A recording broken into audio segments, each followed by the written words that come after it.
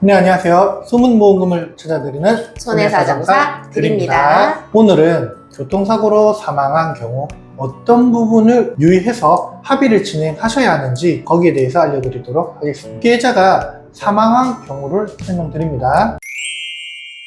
교통사고로 사망한 경우 어떤 부분을 가장 먼저 고려해야 되죠? 네, 운전자의 과실로 교통사고가 발생 시 교통사고 처리 특례법 위반으로 운전자는 형사적 책임과 민사적 책임을 져야 합니다. 따라서 피해자 측에서는 형사합의와 보험회사 합의를 둘 다 진행을 하셔야 합니다. 네, 맞습니다. 사망 사건의 경우 피해자 측에서는 가해자 측과 형사합의를 진행하셔야 하는데요. 형사합의는 가해자의 형을 감경받기 위해 가해자 측에서 금전을 지불하고 피해자에게 합의서 등을 요구하는 행위입니다. 네, 형사합의를 진행하실 때에는 가해자의 운전자 보험 등을 고려해서 진행을 하시면 되시고, 또한 형사합의 시 민사합의에서 형사합의금이 영향을 미치지 않도록 채권 양도양수 각서 작성 등이 필요할 수 있습니다. 이 내용은 저희 과거 영상에서 확인해 보시죠. 그렇다면 저희 손해사정사가 진행하는 민사적 책임에 대해서 이야기 나눠보죠. 가해자의 민사적 책임, 즉 보험회사와 합의금 지급에 있어서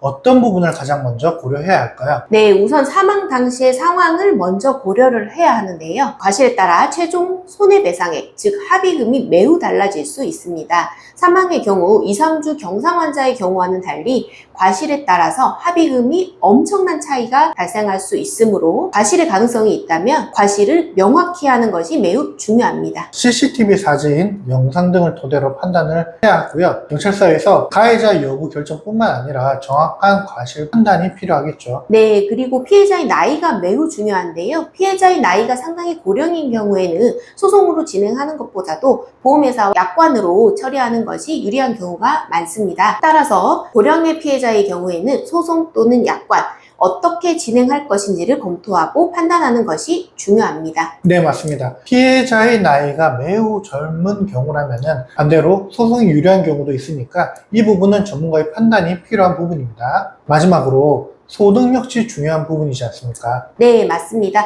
피해자의 소득을 얼마나 입증하느냐에 따라서 손해배상액이 달라질 수 있습니다. 피해자가 사망하지 않았다면 볼 수 있었던 금액이 달라질 수 있으므로 피해자의 사고 전 소득 입증도 매우 중요합니다. 네, 오늘은 교통사고로 사망사고 발생 시 유의해야 할 점에 대해서 알아보았습니다. 교통사고 사망 관련 상담이 필요하신 분들은 저희 손해사정사들 TV로 연락주세요.